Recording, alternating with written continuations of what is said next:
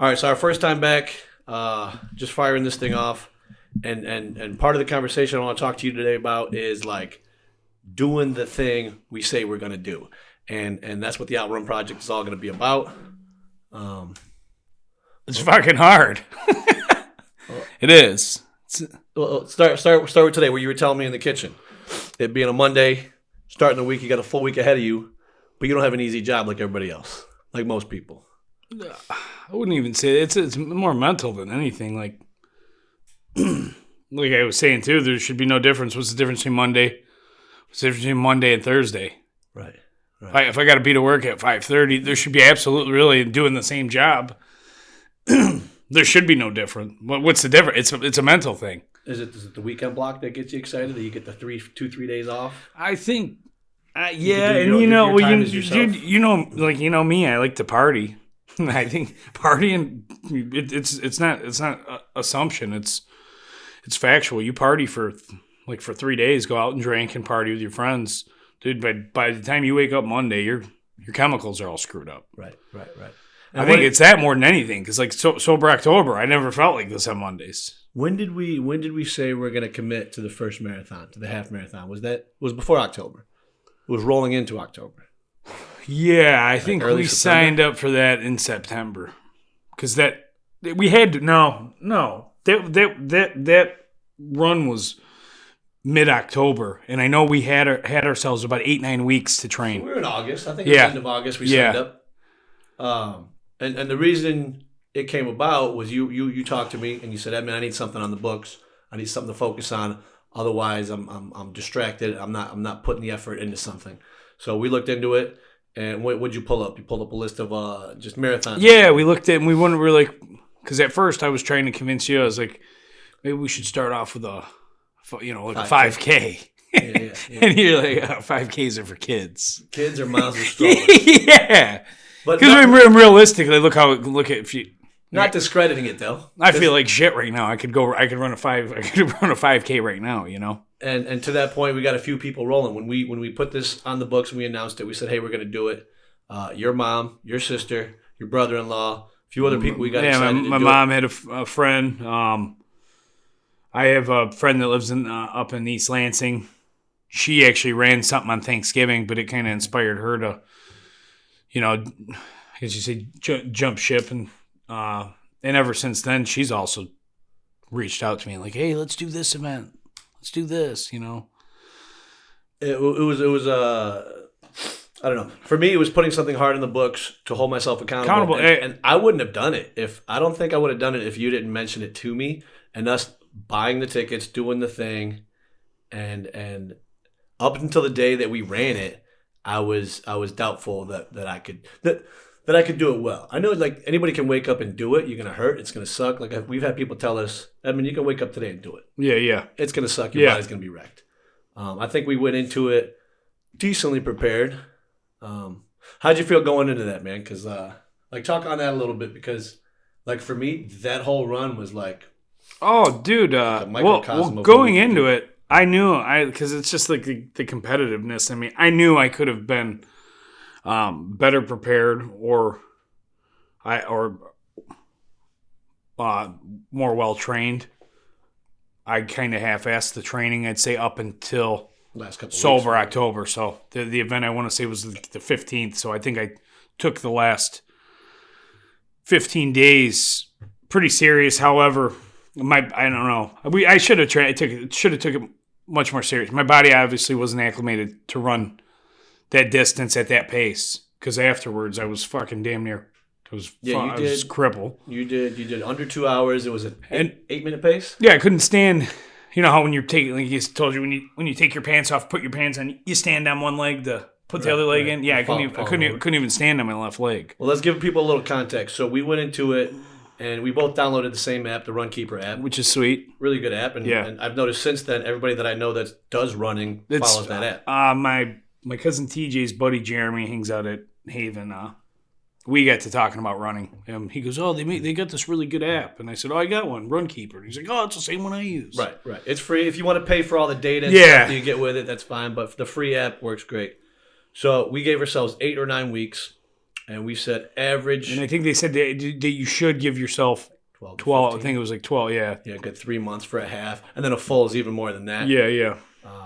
But we went into it just kind of not knowing much. Just did a little bit of internet research. We called a couple buddies that ran. Mike Betson, Anthony Bird, a couple buddies that I know that ran. Reached out to them. We bought some good running shoes, some legit. Those Brooks shoes. Yeah, from what was it? Total Runner in Southgate. Yeah. So you went. Highly recommend, by the way. Yeah. Go check them out. Where are they at? On Dix Road in Southgate. Dix and that'd be in between Eureka and 75. Yeah. So you went. You got a pair, and funny enough, I went a couple days later, got the exact same pair. I'm flat-footed, so I needed extra arch support and all that jazz. But our running schedule, you work day job, I work nights at a liquor store. Yeah. So, we just ran when we could. And then the app would tell us, hey, Jamie went on a 2-mile run. Yep. I got to hit it. I can't have him have more mileage than me or vice versa. If you wake up early, I'm like, fuck. This guy's up at 4 a.m. And your morning routine was wake up at what? 2, 3, 4? I think the whole month of October was obviously we weren't drinking. Mm-hmm. I said I don't think there was a day, even a Saturday or Sunday. 7 was late for me. On a Saturday or Sunday, 7 was like late. Mm-hmm. It got to the point midway through the month, three quarters of the way through the month, I was naturally waking up Saturday and Sunday 4 or 5 a.m. Weekdays I was waking up anywhere 3:30. And I know this about you, how disciplined you are. And I'm trying to get there. I'm trying to get it to rub off on me. I'm still struggling with that. Do you think it's your job, or you think it's just is how you've been wired your whole life? No, I've always a morning person? Always been a morning person. Yeah, some people at work, if even I can notice they get annoyed because I'll be all upbeat and energetic, and they're still getting their bearings straight. Yeah, and Is it is it the seize the day thing that you want to be up before the sun to take as much advantage of the day as possible, or is it what is it about that? I don't know. One thing I've always liked about it is in terms of going to the gym or running errands, even going to the fucking grocery store. It's I don't it's funny because would you say I'm a pretty social person? Right. I like going out to the bar. I like talking, but dude, for certain things, I don't like crowds. I can't stand a crowd at the grocery store. I can't stand a crowd at the gym. So that's a big part of it, kind of beating, That is funny about you. The fact that you can make best friends out of the person in line at the grocery store. Yeah, exactly. And then you don't like big crowds or social. Yeah, it drives me nuts with stuff. And maybe it's a business pleasure thing. When I'm at the grocery store, for me, it's a chore. I'm running an errand. The same thing with the gym. I mean, even though it's something I'm passionate about, it's still I'm on a mission. Did we hold ourselves to training and running?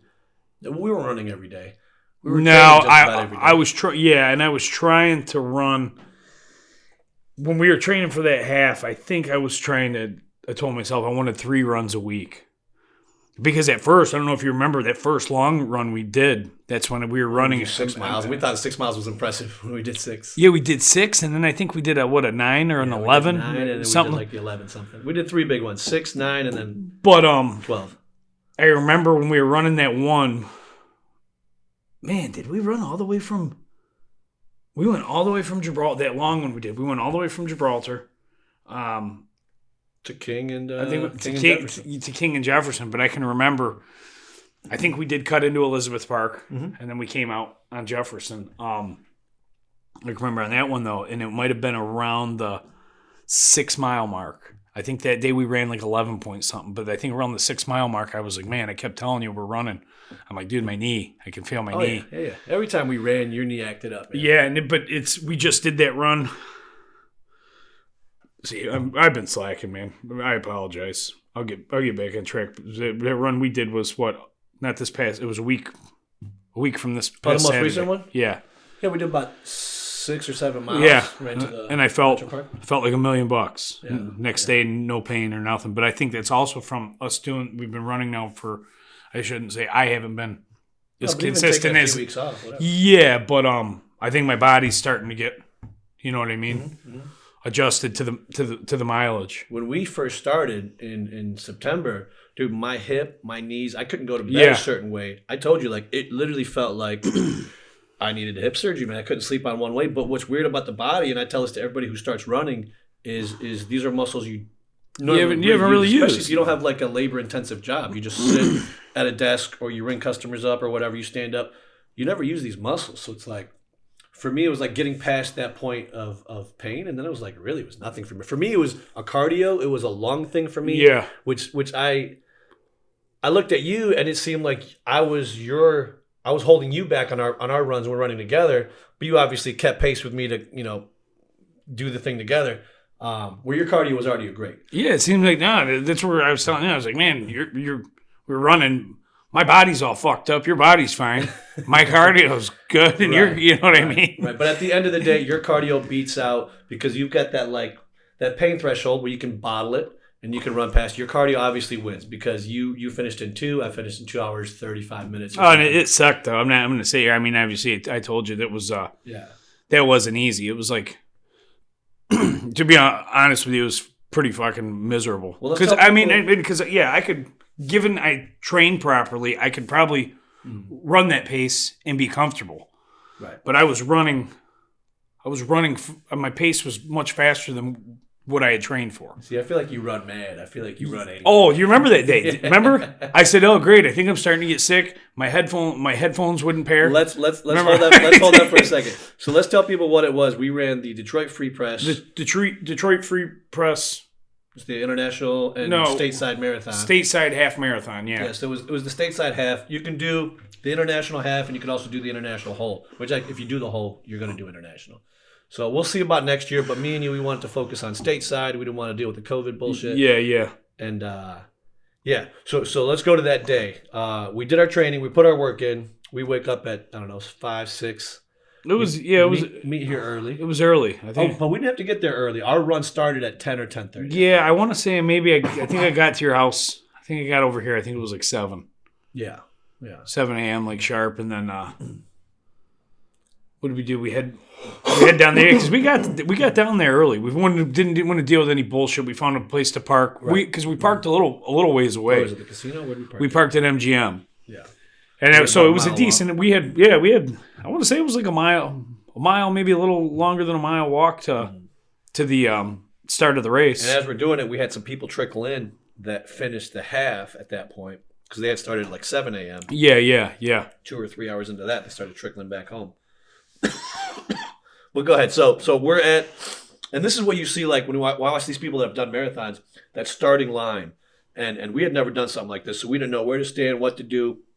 And we learned a few things, particularly about headphones. I brought my iPhone's case with me, and you took yours out. You figured you'd sync them when you get to the starting line. Yeah, and I thought maybe it's something. Maybe I don't know how Bluetooth works. Maybe they're only $30 buds opposed to $100 whatever. I've never had a problem with them pairing. I thought they broke. I think it was just too much interference, or maybe because I took them out of the case in the truck. Yeah. I couldn't remember. I couldn't get them to turn on. I know you were resetting them fucking millions of times. You were reading the manual. Was getting to the point where you're like, certain, it's like, man, I've done this 10 times and it's the same thing. What do they call it? Insanity. Yeah. Doing something expecting different. I kept doing that over and over, and then finally I spiked him on the ground. I know you so well. I knew that was coming, and I was like, hey, he's gonna get pissed off. He's gonna throw these things. And sure as shit, he spiked them, and I go and collect the pieces. And they still work, by the way. Yeah, the ones they still use. Never had to buy a new pair. Put them back together. So I had mine all set up. I was ready. I plugged the podcast in, and you're getting frustrated.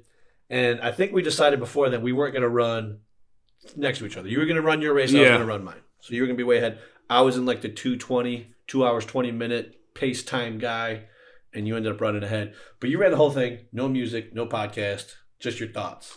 Yeah, I did at some point. I think it was just awkward because I had my phone on me. I ended up turning music on. And I felt kind of like I was being rude too. Oh, because everybody else could hear you. Yeah, because some people like running in quiet. Right. Some people like headphones. Whatever. But I had, at one point I turned on music and I was running with my, I had my phone up like this. And I think we waited to talk about it. We've actually never gone over what your process was because we finished the race, we congratulated each other. We've never actually talked on it. So, like, what was your run like? Like, how did you feel? What did you think? Like, did you have it the whole time, or were there points where you're like, fuck? Oh, no. Like, I remember, I think at the 4, like the 4-point-something mile marker, I was like, man, I'm feeling a little tired, little tired. And then I got to, I think around the 9 mile. I think it was around 9 miles when I was like, man, fuck this. I should just quit. I'll call my mom, say, pick me up, dude. You weren't going to do that. I'm not doing this. I was starting to feel pain. I was obviously tired as fuck. And one thing I did, I utilized the hydration stations. Yeah. Because, I mean, obviously, we're running, you're breathing heavy. So the first time, you got everyone standing there with the Gatorade in the water. Right. The first one, I kind of tried to do a run by. And I'm trying to drink it while I'm running, and I'm like I sucked in a bunch of water, and I'm caught. Yeah, that's how you think you're supposed to do it. I know. So do it. Yeah. When if I was thirsty, I'll burn 15 seconds. Right. What is it, like 20, 30 feet? Yeah, I'll burn 15, 20 seconds sitting there. I think every so many that there were, I was going to one and slamming a couple, and they're just little cups, just intended just to keep you hydrated, right. not to fill you up. I do a water and a Gatorade and then take back off. Funny story about that. The first one I did, I think it was like the 2 or 3 mile marker. And at this point I hadn't stopped yet, and I didn't want to stop because I knew the second I stopped, I'd start having this, like, you'd give in to yourself a little bit. Like, all right, let me stop. I can stop. I've already stopped. Let me continue the walk or whatever. So I didn't give myself that. So the first station, I grabbed the cup, and just like you will see on TV or in the movies, I'm running and I'm doing this and it's spilling all next to me. And I see people, I know, like, you don't throw it in a trash can. You just like throw it. As guys like us, we're not, we like put our shit away. Take care, clean your area. We don't like, just litter or whatever. Right? So in my head, I'm like, this is stupid. But then I know in when I watch people do it, they just throw it haphazardly. So as I throw it, I realize I throw it in a pile of full cups, and the guy looks at me like, dude, this is not where you throw the trash can. So I kind of screwed that guy's day up. But then I realized that those stations should be like, take your time, drink your water, take a breath, take a beat, and keep it rolling. Well, it's funny. You see people running too, and it'll be like chilly out. Like that day the sun was out. Cold. It was a nice day though in terms of it was sunny, which the sun makes a huge difference. I had overdressed because we both you see people wearing. I've seen these people wearing short shorts and tank tops. I'm like, fuck, it's 50 fucking degrees out. Don't be stupid. Right, you just and so I think I had we had the OUTRUN hoodie. I had a thin layer of underclothing, pair of joggers, and my OUTRUN hoodie, and I had a beanie on. I think I might end up chucking the beanie. I chucked a few things. I think I had my sunglasses. I chucked my sunglasses and my beanie to my mom on the side of the road. I'm like, gotta take these. But yeah, I ran and I was overheating. I'm like, dude, I'm way too hot right now. Would you give some lady in Detroit the OUTRUN hoodie? Yeah. So, and it sucked because, dude, your adrenaline's running and we're pinned. Yeah. Yeah. What do you call it? Our badge? Yeah. Bobby pins or whatever. Was held in with 4 bobby pins. And here, it's on my chest. I'm sitting here like, shaking from the adrenaline and fatigue. And this lady's like, "Oh, do you need a hand?" I was like, "Can you please unpin me and then repin me, like on my undershirt?" And some lady that was spectating. Yeah, and she was cool. And I was like, "I apologize. I'm all sweaty." She's like, "No, it's fine." And I had my hoodie, and I'm like, "I'm not gonna run with this thing. Yeah, I'm gonna tie it around my waist." I was like, "Here." She's like, "You can have this. Just wash it." And now knowing that we were supposed to wear like not throwaway, but that's a hoodies thing. And clothes you don't mind. Yeah, we were told about that. Yeah, that I think they go around, collect it, give it to the homeless. Yeah, so it's kind of a cool deal, But yeah, it sucks. Like that's a good. You learn as you go. Yeah. The pinning thing, I guess they don't like it, but that's why they say people are saying pin yourself on your waist. What do you mean? That way you can unlayer your top. Oh, so like you don't need it front and center? You can put it on your pant leg? You're supposed to have it front and center. And what we didn't know was but if you have it, it's got a tracker in it. It's got the tracker, and it's got a code where when the photographer's taking pictures, yes, that code also syncs up to later on when you can find your photos. Yeah, but yeah, that's because I had layers. I had intended to shed layers, but then I didn't think like, well, now I got to unpin this mid-race and repin it on my underclothing. Right. We'll learn that for next time. Which is easier said than done when you're in the middle of a fucking race. I think what we'll do next time is maybe like Velcro. And we'll have the bib have Velcro, and our undershirts have Velcro attached to it, so it's ready to throw on. Take the hoodie off, patch it. Yeah. I think that's the move for next time. Which, speaking of next time, we've already kind of mentally committed to a Austin, Texas full marathon, right? Yeah. That's February 18th. Is it 18th or 19th? Somewhere around there. I think it's the 19th. You're right. So at the end of the Detroit race, though, we looked at each other. I was smoked. I was hurting. You had just got done running a fucking 2-hour half. Yeah, and initially, my first response, I think someone asked me. I think I said, I was like, I'm done. Yeah, I did this thing. Yeah, I'm not doing it anymore. I'm not. That's right. Like I said, my initial thought process was, well, I did a half. I'm certainly not doing a full, and I'll probably never do another half again. I'll do some 5 or 10s here and there. I remember you told me that, and I was a little bit like taken aback by that. I was a little not offended. I was a little like, oh man, like I see more in you, and you do have more in you. But in that exact moment, I don't know what it was. It was frustration, or I don't know what it was, because you just got done doing a hell of a race.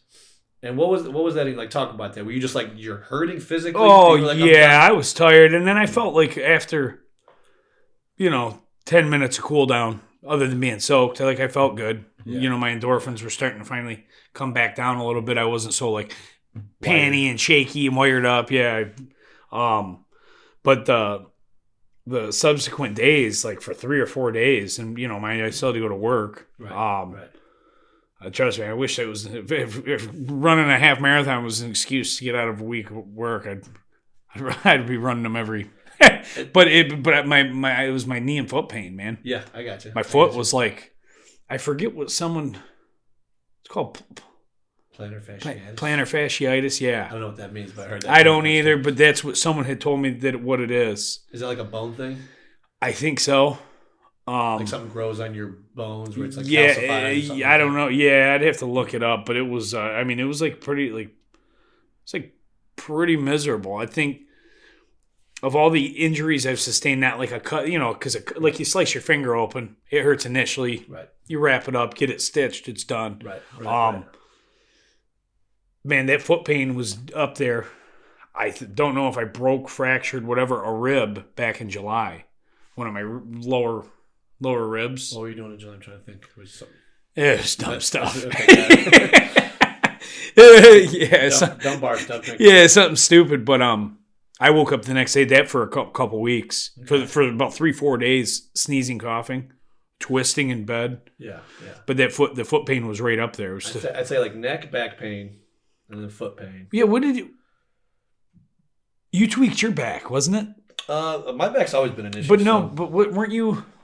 Weren't you over Uncle? No, but weren't you over Uncle Bill's moving? Didn't you grab a TV or something? That was a while back. Yeah. So, but that's like a lingering pain that'll come up if or flare up or whatever. Yeah. Something stupid. So I bent over to pick up some old big box TV, trying to be a strong guy, and threw my back. Dude, that was like 2-3 weeks of immobility. I remember that. Yeah, that's the worst. Could you feel it? So it was one of those deals like when you did it, like the second you did it. Yeah. But I thought it was gonna be 24 hours. It'll warm up, shake, shake loose. But no, that was lingering for a while.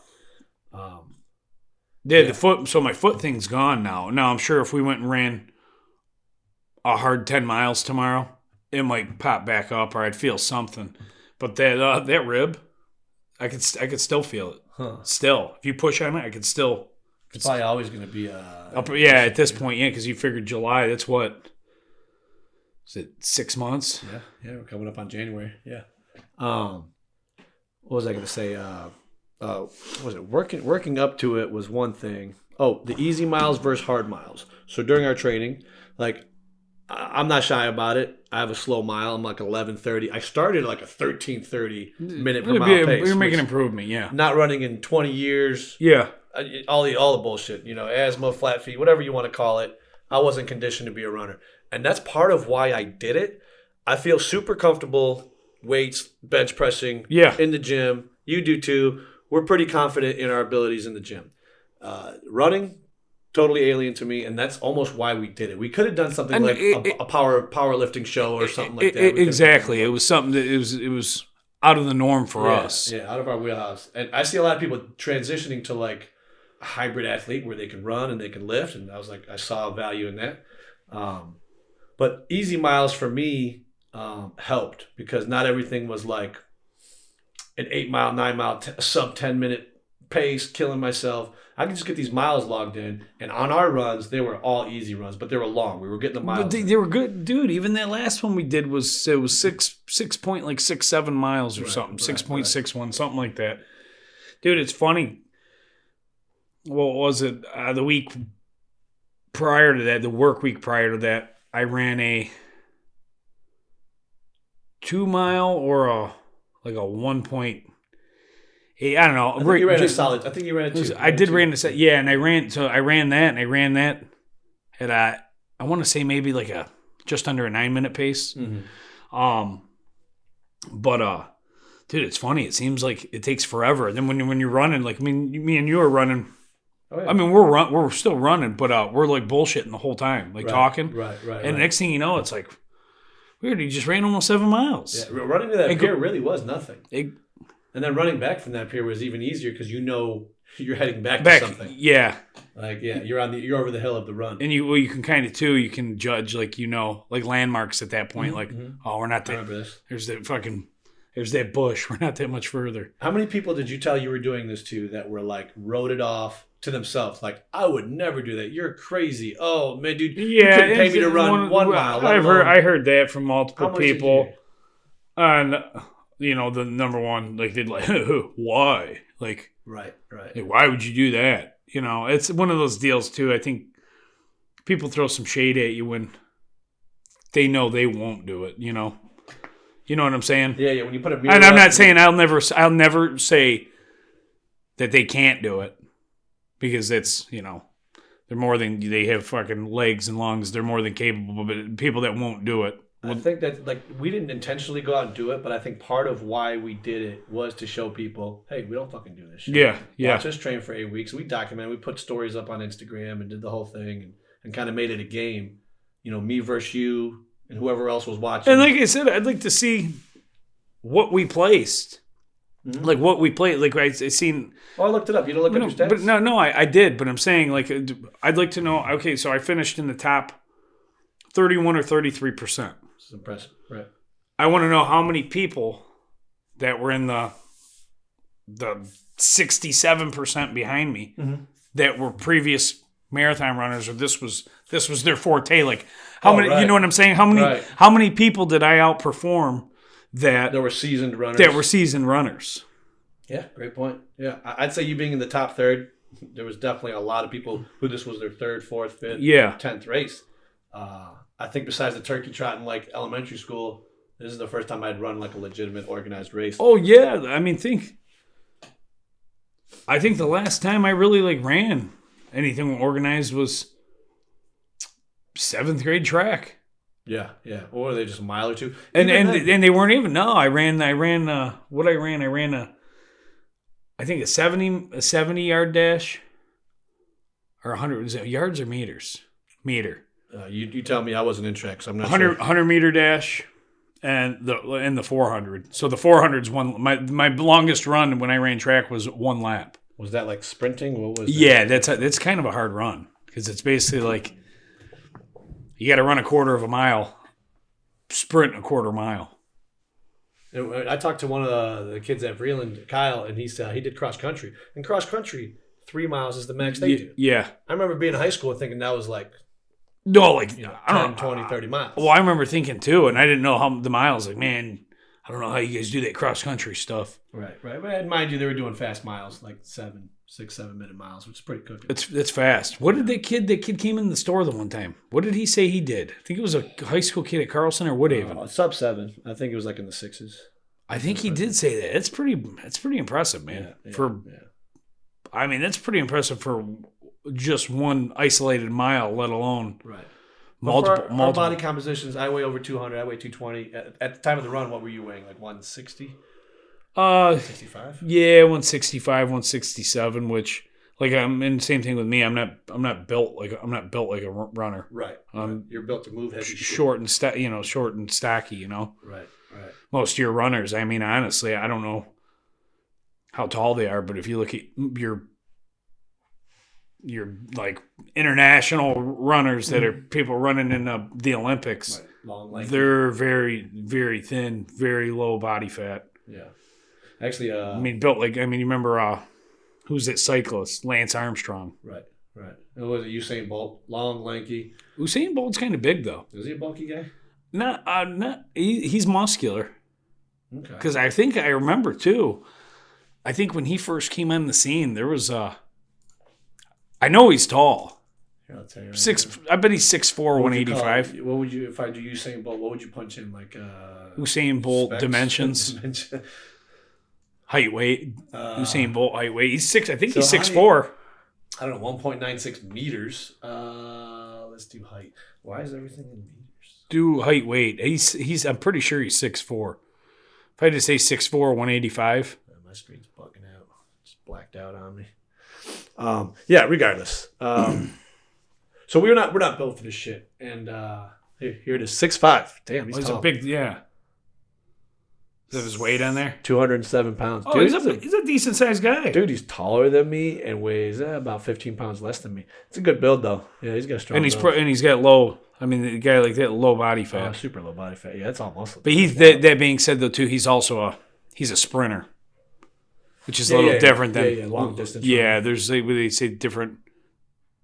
Yeah. Different what do they call them? Twitch fibers or something. Yeah. Fast twitch. He's probably that guy. Probably if you trained him to, he'd probably be pretty. He's retired. I thought he was still running. 2017. He'd probably be pretty strong in the gym. You know what I mean? A lot of these guys transition to something like that. That's explosive. That's when you're a sprinter like that. That's explosive strength. Dude, I want to say Usain Bolt. It's funny, too. I think I looked up online not long ago. I think he's considered one of the most dominant athletes. Besides, like in his sport? No, I'm saying for like overall sports, yeah, he's considered one of the most dominant athletes of all time. He's worth $90 million running. Dude, running. Wheaties, man. That Wheaties money. God. Well, Tiger Woods, I'd say, is like the most dominant solo athlete. Made the most money. Crushed it in every category in his I'm not going to pretend like I'm a sports guy. And that's one thing that, like, I think that, like, now being a physically fit guy, that people see me and like, did you do sports in high school? Like, no, I did none of those things. Yeah. And I think that's why I like the training in the gym, because it's by myself. I don't need other people to do it. And I wasn't good at it, but I became decently good at it. And this running thing is like a challenge. Yeah. So to that point, putting hard shit on the schedule, putting hard shit ahead of us. So we're trying to get Outrun Clothing going. You're helping me do this clothing brand and whatever else that becomes, supplements. We're doing smoothies now. And these challenges are helping us do that, because I think during my run, there was points I wanted to give up, but like everybody says that like the marathon is small steps that add up incrementally to achieve the goal. And I think that's why people run. I don't think people run because some people do it because it's enjoyable, but it's telling yourself, hey, I'm going to do this thing. I'm going to start here and I want to finish there, and I'm going to do it like mentally, physically. It's going to hurt. It's going to suck. Probably won't do a great job, but I'm going to finish it. And that's kind of like the realization that I had, Jamie. Like, and it's that all goes back to, though, I think it's like with anything else, whether you're trying to start a business or do a podcast or compete and complete a half marathon or a marathon, it's one, obviously commitment, but two is it's routine, man. Like you said, I can't. I've been bad lately, man. I have. I'm getting pissed off at myself about it, because I hate when I tell someone I'm going to do something and then I'm not. Yeah. I'm not fulfilling my commitment or my end of the deal, and it's like.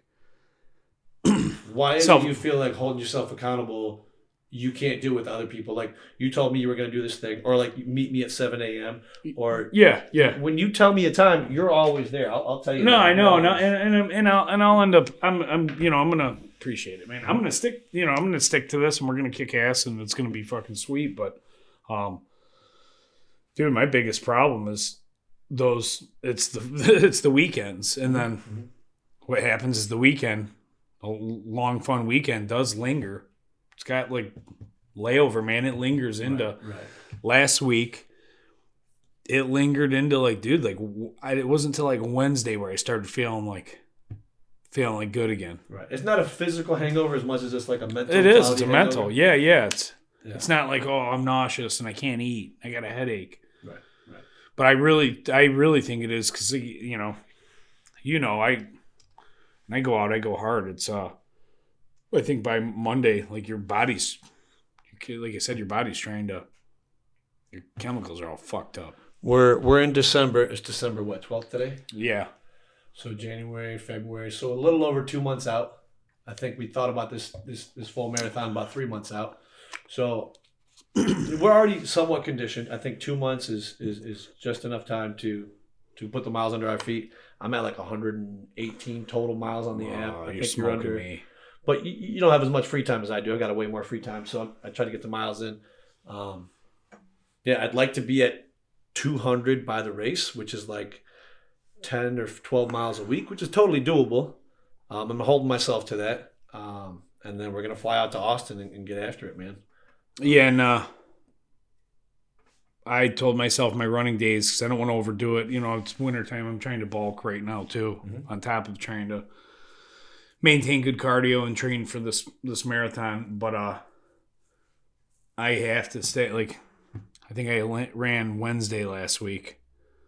I ran Wednesday. That was a short run I did. And then Saturday. It's been a couple weeks since that big run we did, right? You weren't feeling super.